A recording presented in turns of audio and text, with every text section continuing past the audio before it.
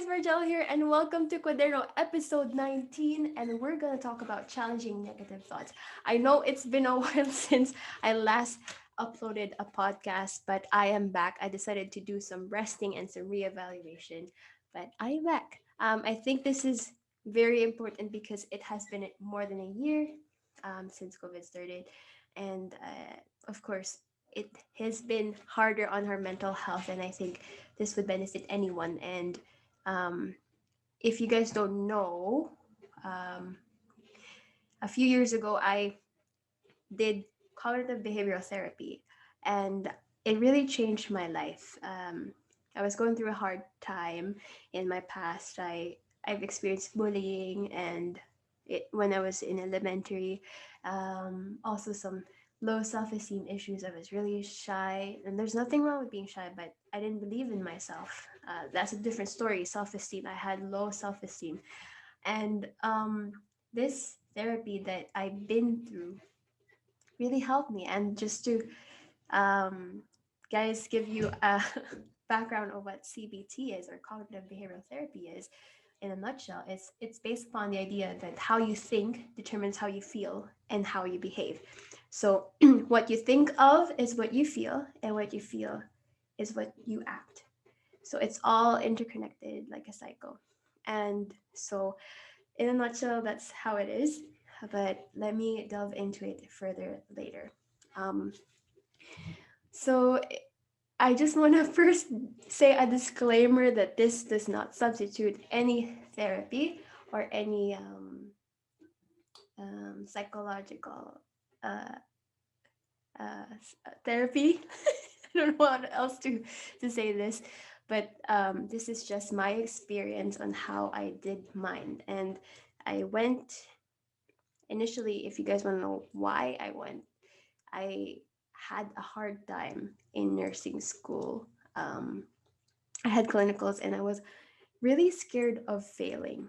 I was really scared of failing. I had a hard time with my instructor, and I didn't know how to work with people, obviously, because I was not that sociable, or like I didn't have that social skills yet back then, and I don't know how to communicate as much as I can right now. And so I voluntarily withdrew from the course, and my instructor recommended me to, and even the counselor, to seek psychological help or therapy. So it was situational anxiety. I don't have it clinically, but back then it was um, situational. And I just want to go over the fact that, like, I think people have this misconception that you shouldn't be afraid, that you shouldn't feel fear, or you shouldn't have negative thoughts. But guys, we are human, and you know what? Like, our brains are programmed for a fight and flight response, even back then, right? Like, if we see danger, we run away to protect ourselves. And it's the nature of how we evolve it. Like, it's a negativity bias, and it's a protective mechanism. But like I always tell myself, fear is, you can't get rid of it. It's always going to be there, but you can manage it. And don't let it paralyze you, because you can do so much more. So yeah, I just think I just want to make that misconception that um, or make that misconception clear, that you are allowed to feel that negative emotion, and your emotions are valid, and that's the first step to actually accepting that you have negative thoughts. And those negative thoughts and emotions obviously translate into anxiety. It could be fear, anger, frustration, even sadness, right? Depression.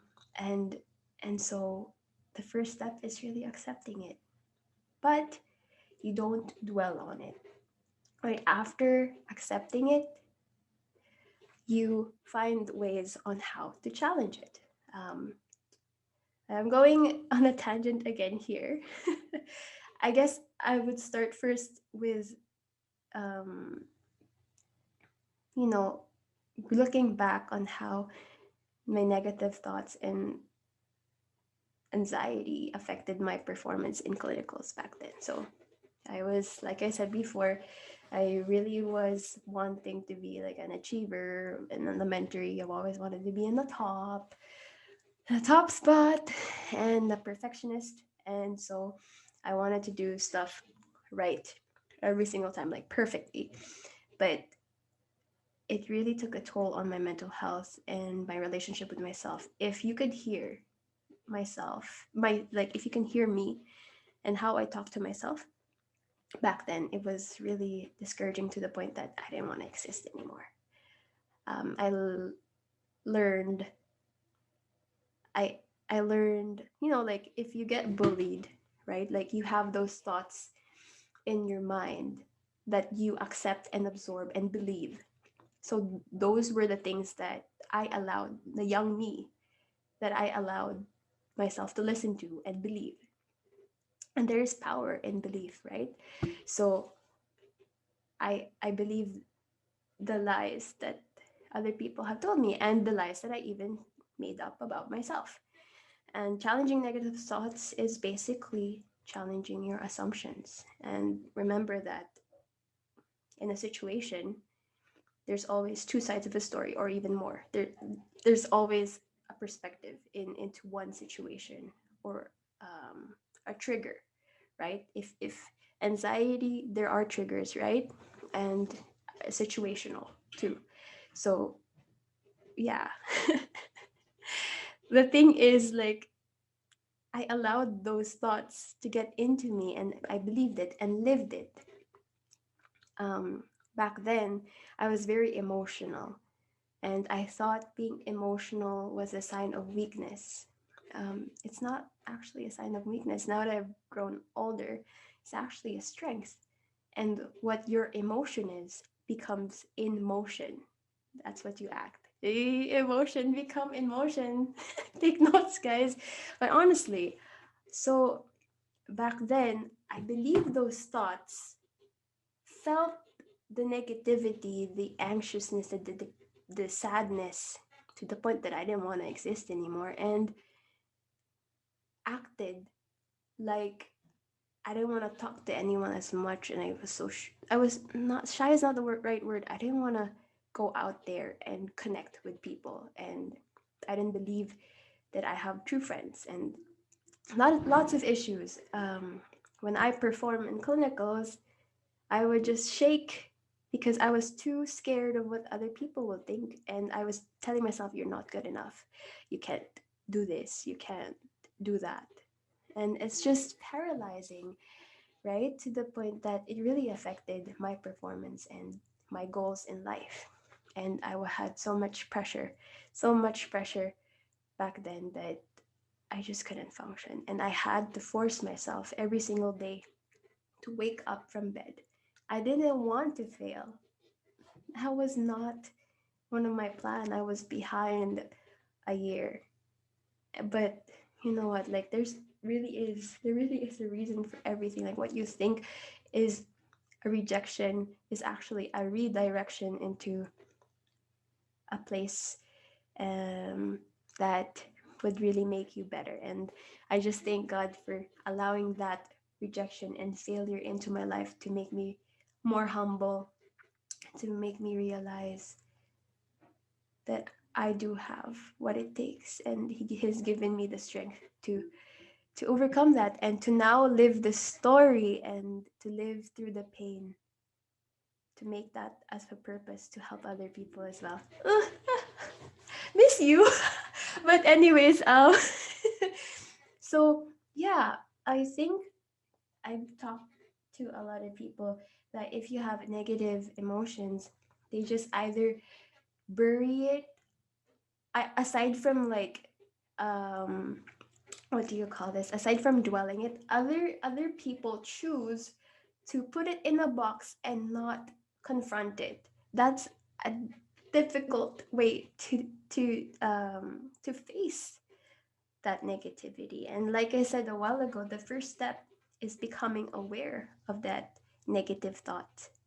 Like, right? Like, another misconception, I guess, for people to have is you have to be always positive. No, and that's where toxic positivity is.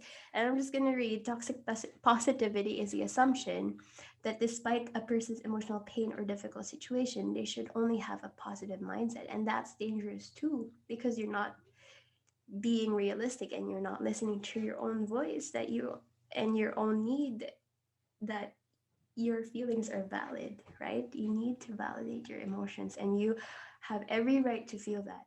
And like I said, be aware, but don't dwell.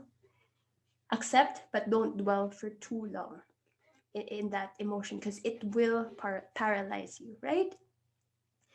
Um, it's just finding the balance. And in a way, honestly, negativity, like those negative thoughts, humbles you to rely if you believe in a higher power or if you believe that it in a perspective that it humbles you and makes you a better person, then why not, right? Like it just have to find the balance. And for me, positivity is to be able to have faith in the completion of the plans you've not seen. I think more than anything, I really want to hold on to hope.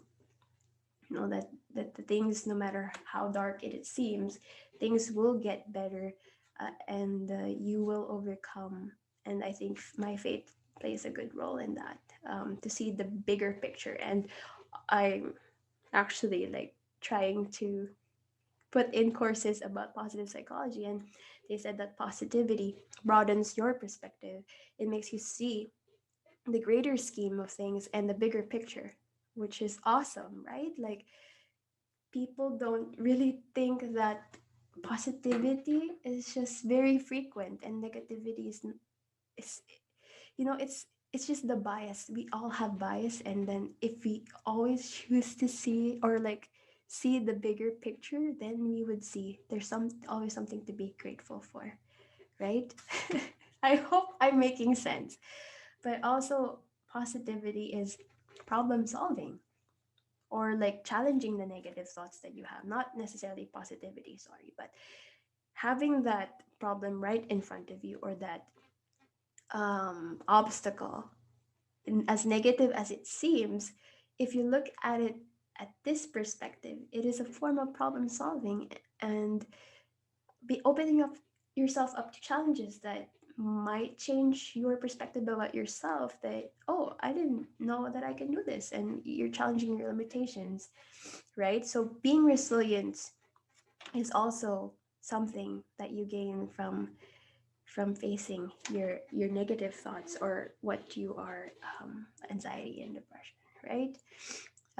But again, like there is a it's hard for me to define exactly what anxiety and depression is. I really have to do more in-depth research, clinically, right? I know there is like usage of terms, clinically. I have to really define it, and some people use it loosely, right? So I'm just gonna say that please just be mindful that this is my experience, all right? And I know I need some work on defining those terms more concretely. But yes, I really want to encourage people that if you need help, and it's not it's it's no shame to seek help if there's able it. I know in the Philippines this is something that needs more light on and more work on. And I hope, honestly, that there be more resources for people to be educated and be well informed about mental health, and to see like these conditions or these feelings as not as a sign of weakness, but actually a sign of connection, a cry for connection, and a space for a safe space for healing. So yeah, um, now that I kind of give that brief background, um, let's start on challenging negative thoughts. And for me, challenging negative thoughts was kind of like a foreign idea for me. Like, I always think that you shouldn't, right? You shouldn't have negative thoughts, but actually, those thoughts automatically happen or like arrive to you, and you just don't know it. And that's why it's so important to become mindful of how you talk to yourself. And it's so important to write your thoughts down in a journal. So, di ba, CUADERNO? So, it's a form of seeking the truth, honestly, for me. I mean, like, your thoughts aren't necessarily true all the time. We have thinking errors that we have to be mindful of. And so I have to keep repeating this, but first, be aware, right? In order to challenge your negative thoughts, be aware of your negative thought and how you talk to yourself. Guys, you are your own best friend or you are your own enemy. You can either empower yourself or disempower yourself. And I understand that we all came from different backgrounds, and we all came from different families or raised up differently, different experiences, lived experiences, and we learn stuff along the way that we think are right, but we have to reassess and challenge if it is the truth. And so that happened to me. So along the way, if you're open to either like making it malleable, like the way your thought process is, just be aware, then you can change the way you lead your life and change yourself. And mind you, change is the most uncomfortable thing ever. It's not an easy process. And for me, going to therapy once a week, doing this, and I should do it often, even though I don't have it like anxiety as much now. It took me 7 months every single day. I would go from school, lectures, and clinicals, and battling myself to actually write those negative thoughts. And I did it for 7 months. But so so I became more aware of it and accepted that there are negative thoughts. The key is also not to react, but to respond. Let's act on it. Let's approach it in a way that we're problem solving. We're gaining something here. We're becoming more humble. We're we're just accepting our limitations, and it's not gonna make less. It's not gonna make you lesser of a person, right? And it roots self love again and seeking the truth. And honestly, challenging those negative thoughts made me cling on to the truth that on who I truly am. And um, I know if you have believe in a higher power, and I do. The Bible verses, I lean into them to seek for the truth whenever I have these negative thoughts.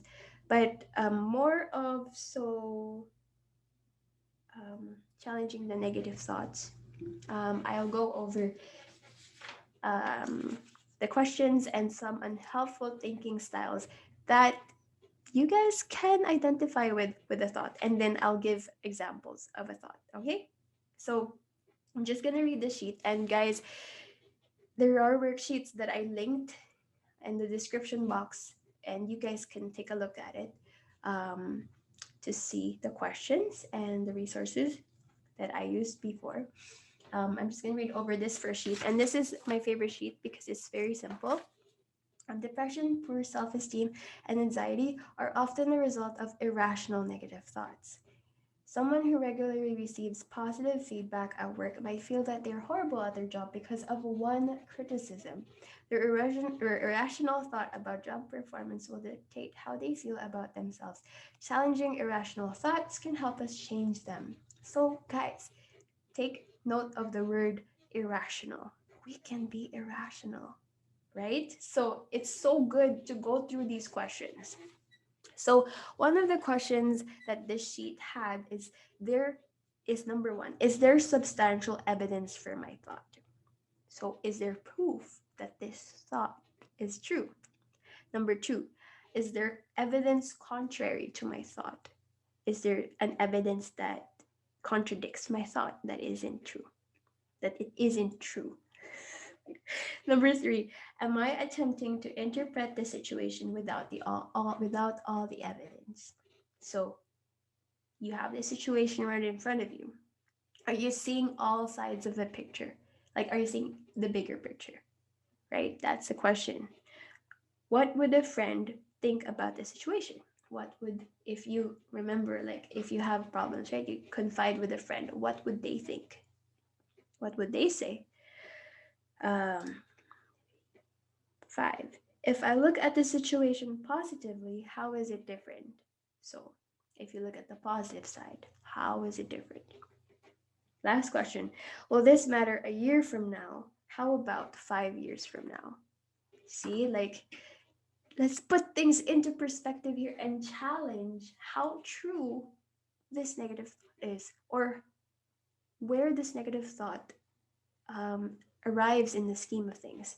And the thing with negative thoughts, guys, is it's um it's automatic, it's mindless, and usually you have this on autopilot mode. And that's why maybe in another podcast, and I should practice this by myself to do what I quote unquote preach, is to be mindful, is to be aware and be present in the now. So these thoughts are just automatically, just arrives at you. And that's dangerous.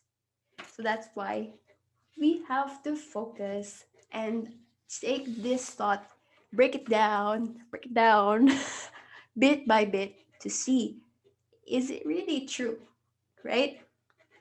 So, unhelpful thinking styles. Let's go over some of them. Okay? The first one. So we have this thought. Now we have that thought can be classified into two or more unhelpful thinking styles, or dysfunctional thinking errors, right? So the first type of unhelpful thinking style is all or nothing thinking, sometimes called black and white thinking. So let's say if I'm not perfect, I have failed. So there's no gray area. It's yes and no, nothing in between, right or wrong. That's not that's unhelpful. That's unhelpful thinking style. Number two, overgeneralizing, seeing a pattern based upon a single event or being overly broad in the conclusions we draw. So it's like using the word always or nothing, everything, ever. Everything is always rubbish.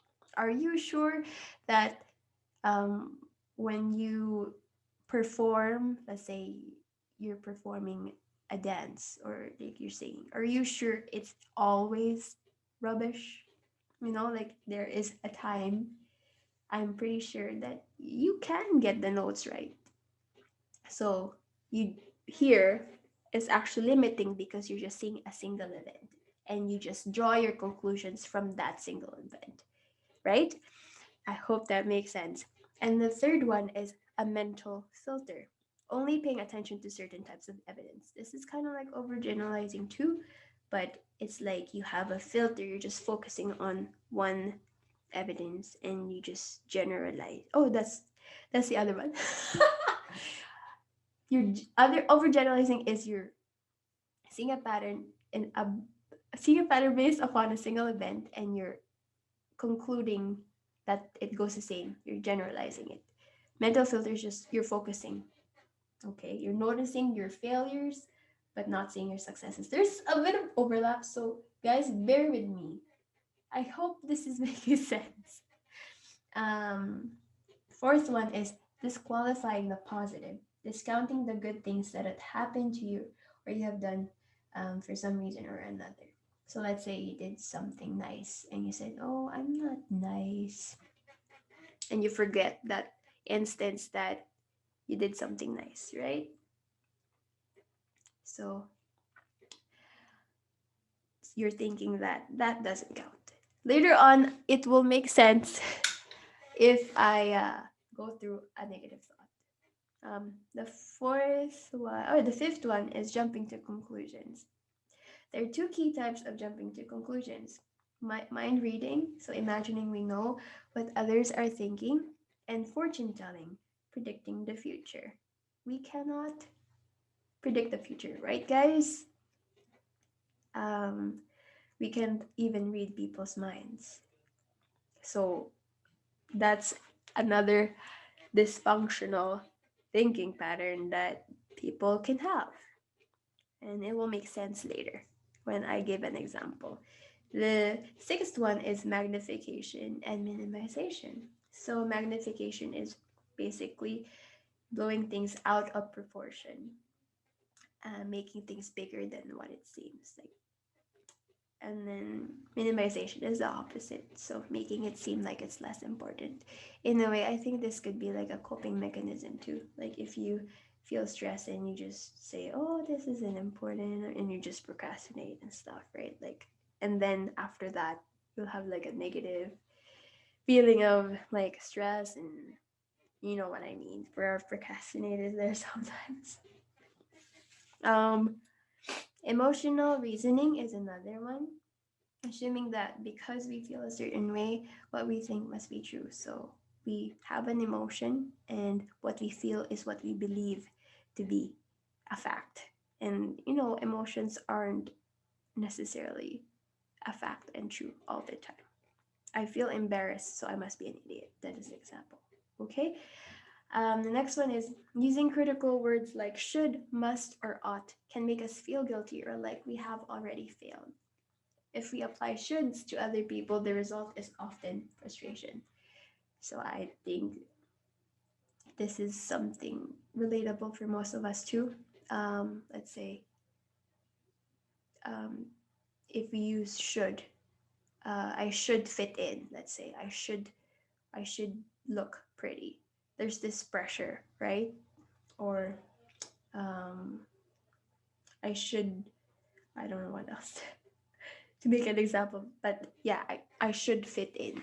That kind of applies pressure to us, where if you come think about it, you are your own person and you are uniquely you, right? If you look at it at that context. The next one is labeling, assigning labels to ourselves or other people. It's another unhelpful thinking style. So let's say I'm a loser, I'm ugly, I'm such an idiot, I'm completely useless. That's another unhelpful thinking style. And then the last one that I have for my sheet is personalization, blaming yourself or taking responsibility for something that wasn't completely your fault. Conversely, blaming other people for something that was your fault. So you're blaming. And blame, I think, is another big one, right? It's so hard, especially when you just really care about something. And in a way, for me, it is kind of owning up to your mistake, but in a very, very negative way, you know, if you're the one getting blaming yourself. But it's just very dysfunctional to the point that you will tear yourself down, right? If you blame yourself and make things personal for you. So, guys, let's start officially challenging our negative thoughts. So, I have this journal here. This was back in 2017, and this is where I write down all my thoughts. Right now, I haven't been challenging my negative thoughts as often as I should, because I usually do it in my mind, but it's so different when you write it down, and that's something that I know I should get back into.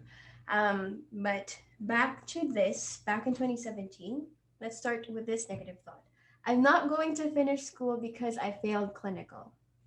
Okay, so if you're gonna ask me, guys, like, what is this thinking error that I have? Um, guess, guys, guess on your part, please guess. But for me, it is fortune telling. I'm jumping to conclusions. First of all, I cannot predict the future. I don't have the basis for that. I'm not a psychic at all. But That's a thinking error, right? And the second one that I found is overgeneralization. So based on that instance that I VW'd, technically I failed. Like I got like right. I technically failed, but I just dropped the course. Um,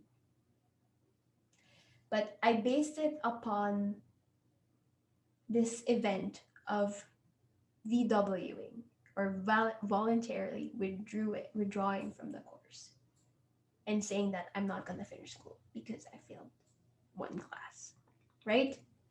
So that's one unhelpful thinking style. Um, the next question is there substantial evidence for my thought? I couldn't think of any. Not happening yet. Important to focus on the present, right? It's so important to focus on the present. We have the power to do what is required on the now, right? There's no evidence. Is there evidence contrary to my thought? Um, there's no evidence at all that I'm not gonna finish school, right? Because going back, I cannot predict the future, and I cannot just base this one event, this one event, from determining that I'm not gonna finish school. Okay. Am I attempting to interpret the situation without all the evidence? Yes. Yes. The answer is yes. What would a friend think about the situation? Let's say a friend, I confided this with my friend, and they will tell me I can improve in clinicals because I have the time, I have another shot, I have another chance at it. That's why I'm in school to learn, and that's why there are these resources available for me to do, um, like therapy and skills lab. These opportunities to get better is that's why there are these opportunities for me so that I could in the next clinical in the next time that I will do this rotation, I'll be successful in completing it, right? Let's say a friend told me that. If I look at this situation positively, how is it different? How is it different? So looking back, I had some experience. You know, like if I take these failures or those mistakes and assess them, not uh, if I look back at my performance and take these mistakes and think about how can I do it better, then it is an opportunity for me to become a better nurse in the future, right?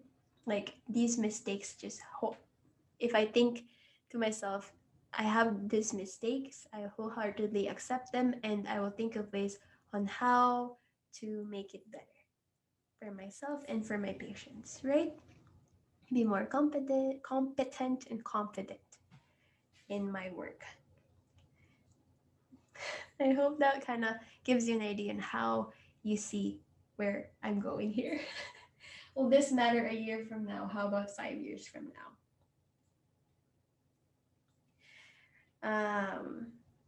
So that has been 4 years, right? 4 years ago.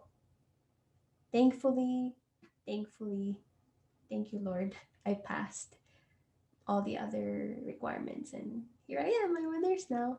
So will this matter a year from now? I don't think so. Like if I was Margiela, 2017 Margiela, will it matter a year from now? Regardless, I'm still gonna graduate if I choose to do that stuff what is required for me to become a better nurse, right? I'm still gonna finish school even though I got delayed. So that's one way of looking at the challenging negative thoughts. So yeah, guys, that is it for me. That's one of my examples of challenging negative thoughts, and this is really good if you do it with another person, especially people who are trained and really specialize in this, like a psychologist or a therapist. I think psychologists would be. Um, I did this with a psychologist, and I think maybe it's strictly for psychologists to be done. I'm not quite sure regarding with this type of therapy, but yes. Um, I hope this really helps you guys. If you have any questions for me, just send me a DM, a message, and I'll be gladly helping you out with this. And if you have any questions, um,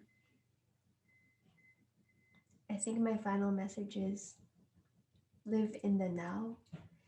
Oftentimes, people are so, we not people, including me, we live in the past or in the future. The past where we cannot change anything and we become depressed and powerless. The future where we're so anxious and just worried about what will happen. And that's outside our control. What we have is now. And if you focus on the now, there's so much power. And if you continually, in every single step that you make an effort in the now and live in the now and just be, you will become the person that you want to be and you're destined to be. And I really hope that this really helped you. I know this is not the most succinct and concise, challenging, negative thought podcast ever, but I just want you guys to know that I believe in you and you can do it. Seek help and there's no shame. Feel your feelings and there's so much power in your emotions and you have so much power. And I'll be praying for you. Thank you guys for listening and please follow CUADERNO on Spotify. We are on Instagram at CUADERNO, still selling journals. And I just want to say that these journals are gonna the what am I these journals, like the money that I'll be getting from these journals are going to be donated to elementary students in the Philippines who need school supplies and hygiene kits. So guys, I'll see you whenever. Maraming salamat. Thank you. Bye.